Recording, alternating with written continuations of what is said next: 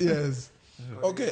Wakaw thuolo mokwongo mar penjo mara en ni nyo en kum kata gima nyige to Raila Amolo Odinga mondo kik oyud kom, koso en kum kata gima nyige to piny Kenya mondo kik ng'ato yud kom.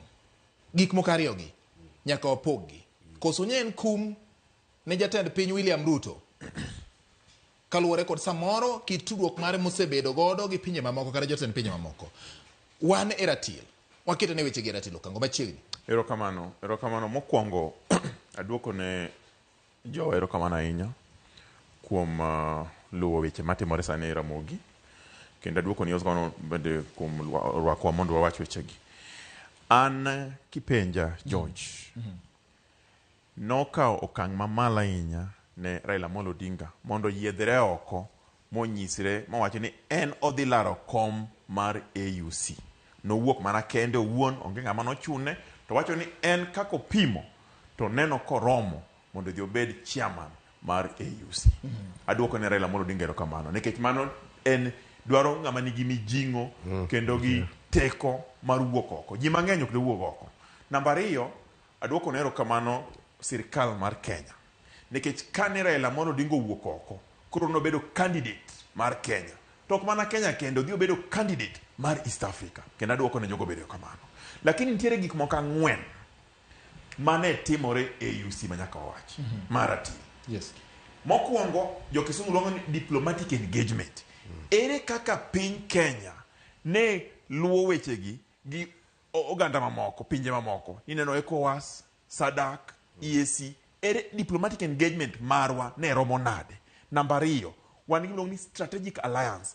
Yani paro maliw mar riwruok gi joma moko. Ere kumwa formogo alliance mondo wang'e ni ka ng'atwa Raila Amolo Odinga ne dhi yudo gini to jomage monego wariworego, to jomage monego wasech kuochegi. Namba 3 en gima luongo ni vision and leadership. Agenda mar Raila ne mane mano wuok oko, jorowere, joma mine, sustainability, gik mano wacho go te.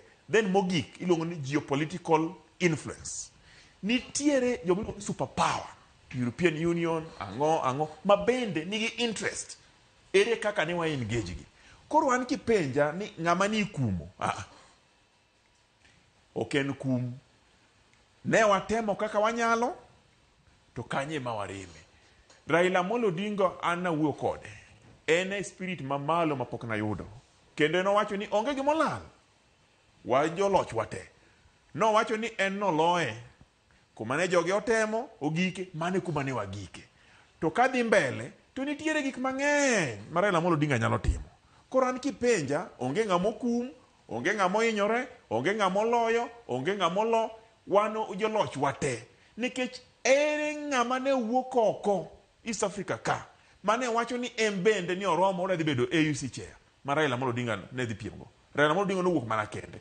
To kadipo ni ne nitiere gimoro dhi marach mane okwa timo, en lesson mwalan, nitiere ndalo mabiro, mabere ng'ato moro biro wuok kendo, to wabiro learn from kanyo. Kichako ndalo Amina, nitie makosa manwatimo, makosa manotim ndalo Amina ka, ang'eyo ni nokotim ndalo Raila ni.